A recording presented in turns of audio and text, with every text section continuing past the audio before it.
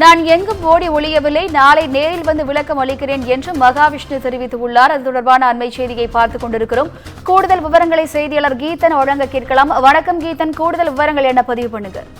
வணக்கம். இந்த அரசு பள்ளிகளில் சர்ச்சைக்குரிய வகையில் மூட நம்பிக்கை சார்ந்த கருத்துக்களை பேசியதாக இந்த பரம்பொருள் என்கின்ற தன்னார்வ அமைப்பை சார்ந்த மகாவிஷ்ணு மீது சர்ச்சை எழுந்திருக்கின்றது. இன்று காலை பள்ளிக்கல்வித்துறை அமைச்சர் அன்பில் மகேஷ் பொய்யாமொழி இவர் மீது புகார் அளித்து நடவடிக்கை எடுக்கப்படும் என்று தெரிவித்திருந்தார்.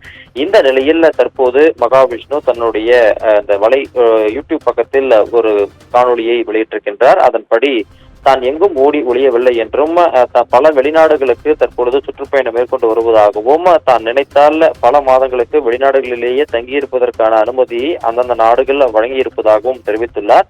எனவே தமிழகத்தில் ஏற்பட்டிருக்கக்கூடிய சர்ச்சைகளுக்கு விளக்கம் அளிக்கக்கூடிய வகையில் நாளை பிற்பகல் 1 மணி அளவில் சென்னை விமான நிலையம் வந்தடைவதாக அவர் வெளியிட்டுள்ள காணொலியில் மகாவிஷ்ணு தெரிவித்துள்ளார்.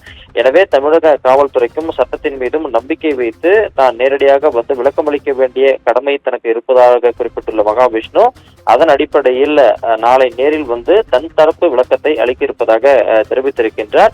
அதே சமயத்தில் பள்ளிக்கல்வித்துறை அமைச்சர் புகார் அளிப்பதாக தெரிவித்திருக்கின்றார். இந்த நிலையில் இன்று ஏற்கனவே டிசம்பர் 3 மாற்றுத்திறனாளிகள் இயக்ககம் சார்பில் காவல் நிலையத்தில் புகார் அளிக்கப்பட்டிருக்கக்கூடிய நிலையில் நாளை நேரடியாக அவர் வருகின்றார். விமான நிலையத்திற்கு வரும்பொழுது காவல்துறை அவரை கைது செய்வார்களா அல்லது என்ன மாதிரியான நடவடிக்கை இருக்கும் என்பதை நாளை பொறுத்திருந்து பார்க்க வேண்டும்.